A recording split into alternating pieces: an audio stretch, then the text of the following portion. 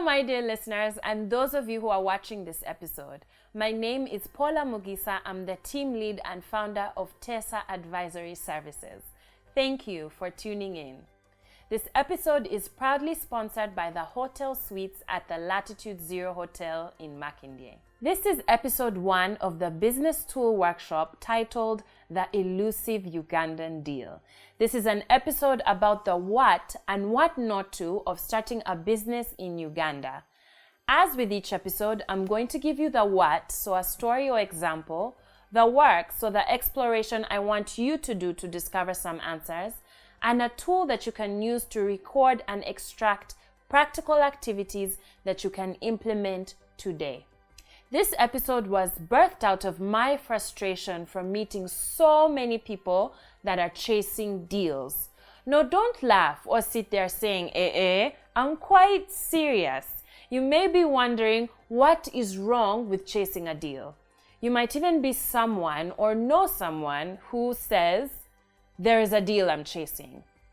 Not all the time, but most times referring to a short-term transaction where you will apply some effort to acquire what you perceive to be a good or big reward. I once spoke to someone, and this is a true real-life story, you guys. This person was working on apparently a very huge deal. And they said, you, Paula, you like running away from money. Imagine. You do not understand how these things work in Uganda, no doubt as some of you might be thinking right now. So I said, I'll bite. Tell me about this deal. You never know, I can see things differently. Apparently, the deal was someone, and I never got their name, who purchased a literal boatload of cement. If I remember, something like 1 million tons or some other ridiculous amount, which is about like 20,000 bags of a 50 kg bag of cement. Anyway, the cement had left the port and was en route to Mombasa. Apparently, the cement was coming from a country that has sanctions, and so when it reached Mombasa, it would be banned from being offloaded. And the importer, on top of all this, did not have the money to both bribe officials at the Mombasa port and pay whatever taxes would be levied. So, an investor was required to fund all this to the tune of hundreds of millions of shillings. And then once offloaded, the importer, who already had a buyer for the cement, would divide the proceeds 50-50. Now, I will not waste your time by telling you the minefield of risk factors in such a transaction, if you have not already seen them yourself. The person asked if I can find someone that can take on this deal. My immediate answer, hell no. Just so you know though, I tried to follow up for a while on how it all went, and apparently the importer stopped answering their phone, which I personally translate to mean they disappeared. And the whole thing just went cold. Now, of course, this is an extreme example. Not all deals are exactly the same. And sometimes chasing a deal is a Ugandan reference that could actually mean starting a business or planning to personally execute a big project. But to those of you that have half-baked ideas on getting rich quick without a long-term plan, this is what I humbly propose. Ask yourself, who brought this deal? Are they someone I respect? Someone I want to be like? How much of what they have told me is factually true? Have I done the due diligence to verify it myself?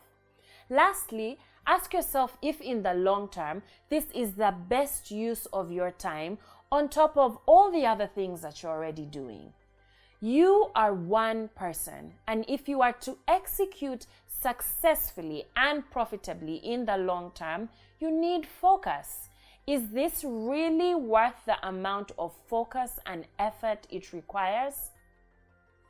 You will notice for this episode, all the steps require you to be introspective and look within yourself. You guys, that is how starting a long-term business should be.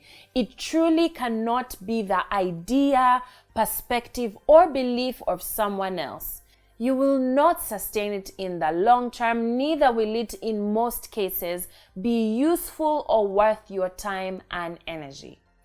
Others can recommend, improve, change a few things here and there, but the driving force has to be your creation and your initiative. It's less risky and worth every sweat, tear, and penny, even if it fails. Now for the tool. Some of you have been to our site and know that a few weeks ago we shared with you our first module of the business transition course called the Business Ideation Process. Use it as a tool to help you decide the business you should start in the long term. I'm seeing it change the lives of people who thought they knew what they wanted to do, but are realizing that this thing that they have always done for others, that they love, that they're good at, and that they can turn into a sustainable business legacy is where they should have their focus. Head on over to our site, that is tesa.co.ug, go to the online courses page, click Business Transition Course, and then click Get Free Module Now, and let me know your thoughts. I promise it will be one of the most useful ways to spend your 20 minutes this week.